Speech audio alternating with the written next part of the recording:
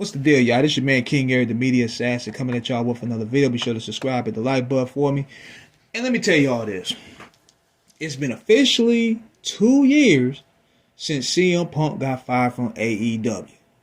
Now, I ain't gonna lie. When he first came back to the WWE, I had the side eye. Because I was like, hold on.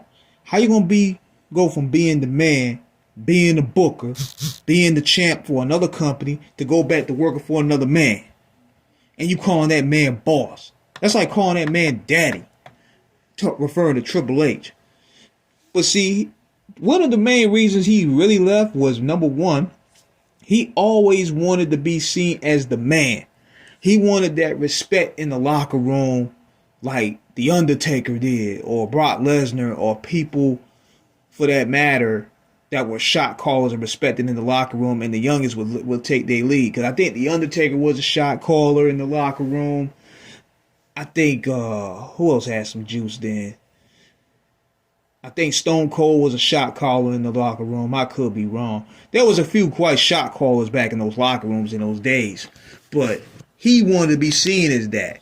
And I remember when The Undertaker herbed him, when Booker T didn't give him that respect, and he didn't even get that respect in the Ring of Honor days. So it kind of was like he wanted to be seen as that guy that the youngest look over, so that way he could feel like he can pretty much call some shots. And see, this was his chance at AEW to do so, but they won't listen to him. Not saying that he wasn't right, because Tony Khan handled that company and handled that situation like an idiot. He should have had them dudes in the room and like, look, this is the way this shit is going to be.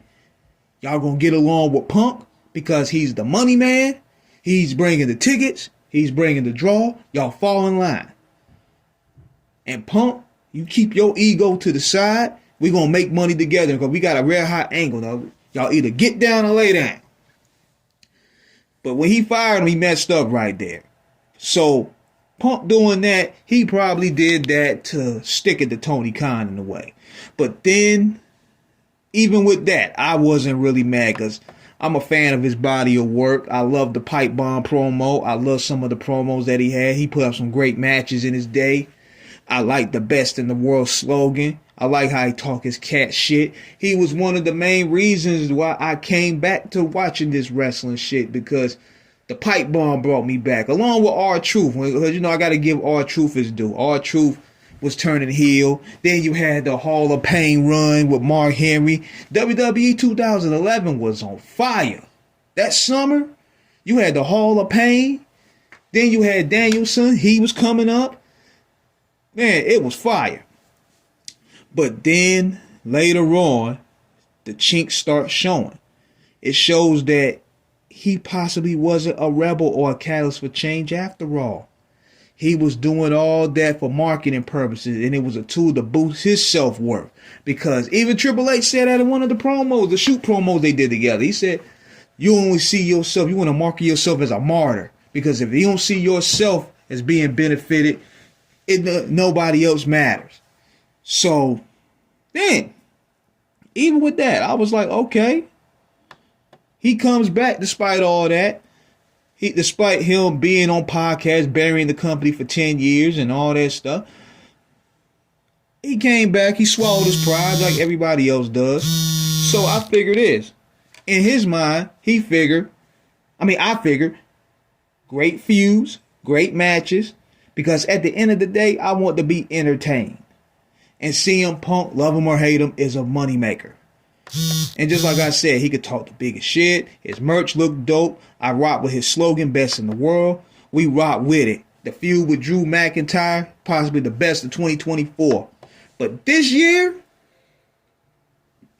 this ain't the man that I knew, bro. Watch it. I mean, come on. He won't standing on no business. He on camera on the Unreal doc crying in Triple H's arms, calling that man boss. He literally loses every big match. Lost the Royal Rumble. Lost the Elimination Chamber. Lost WrestleMania. Lost Night of Champions. Lost every match to Seth Rollins almost. Lost SummerSlam. Lost Clash of the Castle recently. Clash of Paris recently. We don't lot with losers. Seth Rollins been molly-whopping this boy all year.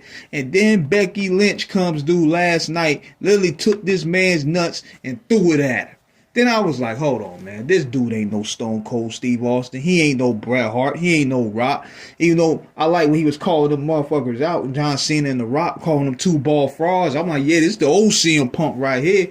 But now, he can't call himself the best in the world no more, man. We had to snatch that medal off his jacket.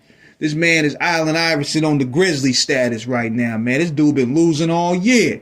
Then, even his promo against Becky Lynch was weak. Then, I'm like, dude, you penny on the Knicks right now, dog.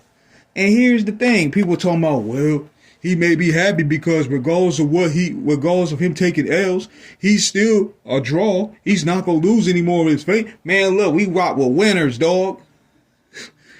I can't wear a hat of a loser. Take this off, man.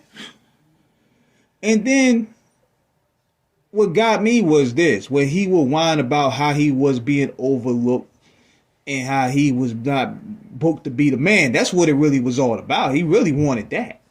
But Vince McMahon had other plans.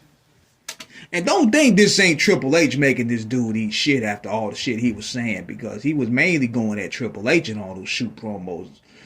Even though he has a grind to pit with Vince, but mainly Triple H caught the brunt of all his madness.